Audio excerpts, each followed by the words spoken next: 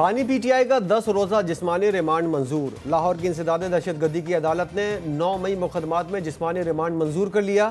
A T C کے جج خالد ارشد نے محفوظ فیصلہ سنا دیا۔ تھانہ سرور روڈ میں 5 مقدمات، تھانہ گلبر کے 3 مقدمات میں جسمانی ریمانڈ منظور، تھانہ ریس کورس اور شادمان، مغل پورہ اور تھانہ ماڈل ٹاؤن کے ایک مقدمے میں جسمانی ریمانڈ دیا گیا۔ حکومت کا تحریک انصاف پر پابندی لگانے کا فیصلہ۔ بانی پی ٹی آئی، عارف الوی اور قاسم سوری پر آرٹیکل 6 کا کیس چلانے کا اعلان۔ وفاقی وزیر اطلاعات عطا تارڑ کہتے ہیں کہ ان تینوں اشخاص کے خلاف وفاقی کابینہ سے منظوری کے بعد ریفرنس سپریم کورٹ بھجوایا جائے گا۔ ملک کے ساتھ بہت کھلواڑ ہو چکا، اب نو مور۔ اس ملک کو آگے جانا ہے تو پی ٹی آئی اور پاکستان ایک ساتھ نہیں چل سکتے۔ حکومت کا مخصوص نشستوں سے متعلق کیس کے فیصلے کے خلاف بھی نظر ثانی اپیل دائر کرنے کا فیصلہ۔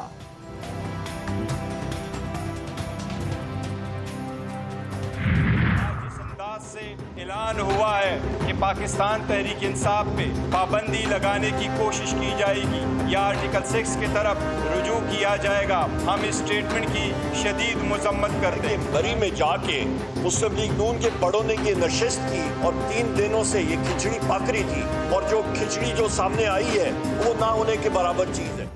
عطا تارڑ کی پریس کانفرنس، نون لیگ کا سرنڈر۔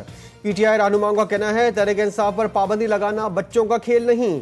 وزیر کا اعلان سن کر چھوٹا منہ بڑی بات کا محاورہ سمجھ آ گیا۔ سپریم کورٹ نے پی ٹی آئی کو سیاسی جماعت قرار دیا۔ حکومت موجودہ مسائل سے توجہ ہٹانے کے لیے پابندی لگانا چاہتی ہے۔ پیپلز پارٹی اور ایم کیو ایم سامنے آ کر موقف دیں۔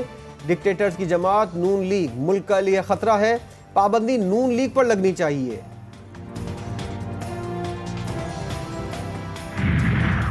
ہیومن رائٹس کمیشن کی پی ٹی آئی پر پابندی کے فیصلے کی مذمت۔ ایچ آر سی پی کا کہنا ہے غیر آئینی فیصلہ فوری واپس لیا جائے۔ مخصوص نشستیں ملنے کے بعد تحریک انصاف پارلیمنٹ کی سب سے بڑی جماعت ہے، ایسے اقدام سے سیاسی مایوسی کا اظہار ہوتا ہے۔ ملک کی بڑی سیاسی جماعتوں نے تحریک انصاف پر پابندی کو مسترد کر دیا۔ جماعت اسلامی، جے یو آئی فے اور اے این پی کی مخالفت۔ حافظ نعیم الرحمان نے کہا صرف آمرانہ سوچ پر یقین رکھنے والی جماعتیں ہی ایسے فیصلے کر سکتی ہیں۔ جے یو آئی فے کے ترجمان حافظ حمداللہ بولے ماضی میں جن سیاسی جماعتوں پر پابندی لگائی گئی وہ آج بھی موجود ہے۔ ایم کیو ایم پاکستان کا حکومتی فیصلے پر موقف دینے سے گریز۔ ہماری جماعت حکومت کے فیصلے کو سپورٹ نہیں کرتی اور اس غیر جمہوری عمل کی کھل کر مخالفت کرتی ہے۔ پیپلز پارٹی کے سینئر رہنما فرت اللہ بابر کا رد عمل۔ سندھ کے سینئر وزیر شرجیل میمن نے کہا آج جو کچھ بھی ہوا وہ پی ٹی آئی قیادت کے رویے اور ان کی انتہا پسندانہ پالیسیوں کی وجہ سے ہوا۔ اس صورتحال کے ذمہ دار بانی پی ٹی آئی ہیں۔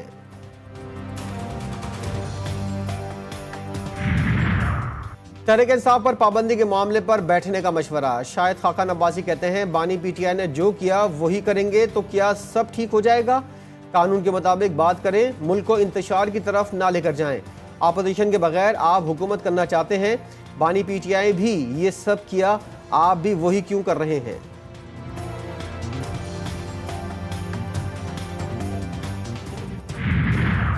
پی ٹی آئی پر پابندی لگانے کی احمقانہ باتیں کرنے والے دماغی توازن کھو بیٹھے ہیں۔ اپنے مکروہ عزائم کا خمیازہ شدید عوامی رد عمل کی صورت میں ان کو بھگتنا پڑے گا۔ مجلس وحدت المسلمین کے سربراہ سینیٹر علامہ راجہ ناصر عباس کا رد عمل، بولے پاکستانی عوام ظلم کے خلاف کبھی خاموش نہیں بیٹھیں گے۔ ملک کی سالمیت و بقا کے لیے مجلس وحدت المسلمین بانی پی ٹی آئی کے ساتھ کھڑی تھی اور کھڑی رہے گی۔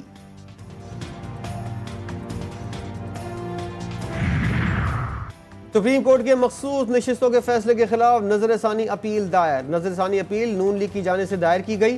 درخواست میں موقف اختیار کیا گیا کہ عدالت اپنے فیصلے پر نظر ثانی کرے، کیس کے حتمی فیصلے تک حکم امتناع دیا جائے۔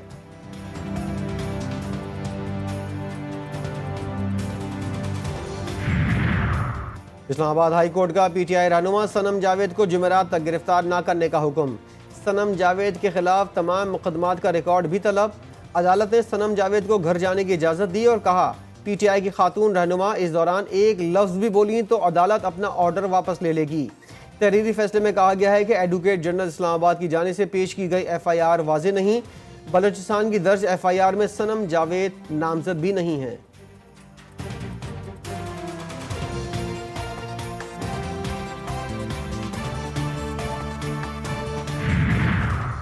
वज़ीर-ए-आज़म शहबाज शरीफ की 3 दिन में नवाज शरीफ से तीसरी मुलाकात। तहरीक इंसाफ पर पाबंदी समेत दीगर इक़दामात पर अमल दरामद की हिकमत अमली पर मुशावरत। वज़ीर-ए-आज़म ने आसिफ ज़रदारी और दीगर इत्तेहादियों से राब्तों और मुशावरत से आगाह किया। नवाज शरीफ का शहबाज शरीफ को तमाम कानूनी, आइनी और सियासी ऑप्शन इस्तेमाल करने का मशवरा। ज़राए के मुताबिक मुशावरती अमल में किए गए तमाम फैसलों से पार्टी के सीनियर रहनुमाओं को एतमाद में लिया गया। पार्लियामेंट के इजलास भी शेड्यूल से कबल बुलाने का फैसला।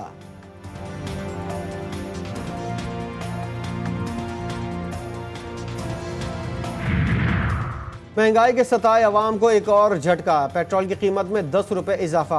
हाई स्पीड डीजल 6 रुपए 18 पैसे महंगा कर दिया गया। नोटिफिकेशन जारी।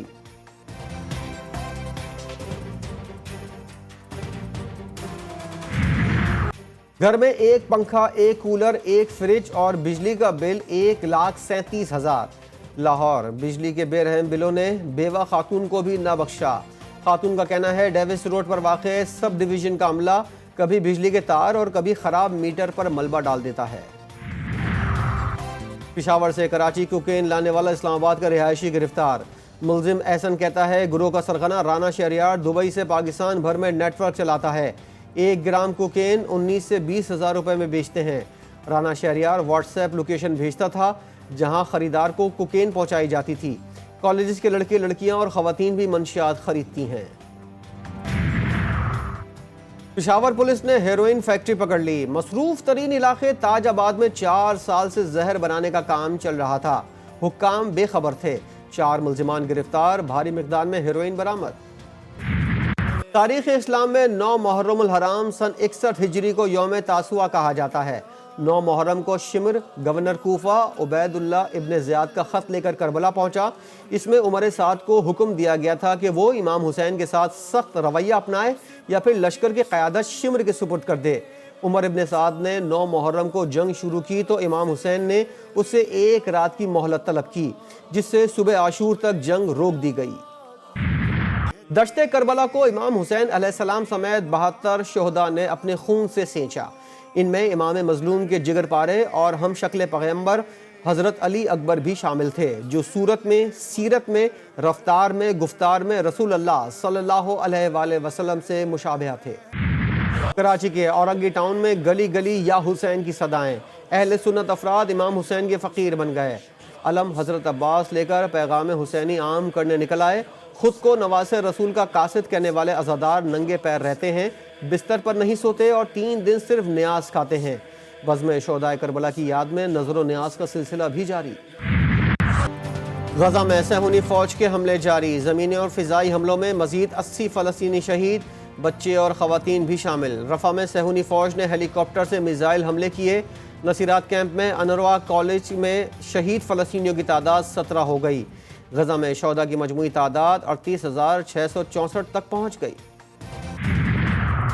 तुर्किया में 8वां यौम जमहूरियत और कौमी इत्तेहाद। रजब तैयब उर्दुगान का शोहदा की यादगार का दौरा। शोहदा की मग़फ़रत की दुआ और गाजियों से इज़हार तशक्कुर किया। अपने पैगाम में कहा, हम सब ने बगावत के मंसूबा साजों के गद्दार और सफ़ाक चेहरों को यहाँ पर होने वाली कत्ल की वारदातों में देखा। अपने जहनों से उन मनाजिर में से किसी को भी नहीं भूले, ना भूलेंगे। कौमी टीम की कारकर्दगी की बेहतरी के लिए बड़े फैसले। गैरी क्रिस्टन और जेसन गिलिस्पी भी सिलेक्शन कमेटी में शामिल। हर खिलाड़ी का हर 3 माह बाद फिटनेस टेस्ट होगा। मयार पर पूरा न उतरने वाले खिलाड़ियों के लिए कोई जगह नहीं होगी। सेंट्रल कॉन्ट्रैक्ट की रकम फिलहाल कम ना करने का फैसला। खिलाड़ियों को लाजमी डोमेस्टिक क्रिकेट खेलना होगी। और अर्जेंटीना कोपा अमेरिका का फातेह बन गया। मियामी में होने वाले फाइनल में कोलंबिया को 1-0 से शिकस्त दे दी। मैच के सेकंड हाफ में कप्तान मेसी जख्मी हो गए, जिसके बाद उनके साथियों ने मैच संभाला। मैच के 90 मिनट तक कोई भी गोल स्कोर न हो सका। खेल के इजाफी वक्त में फैसला पेनल्टी किक पर आउट हुआ।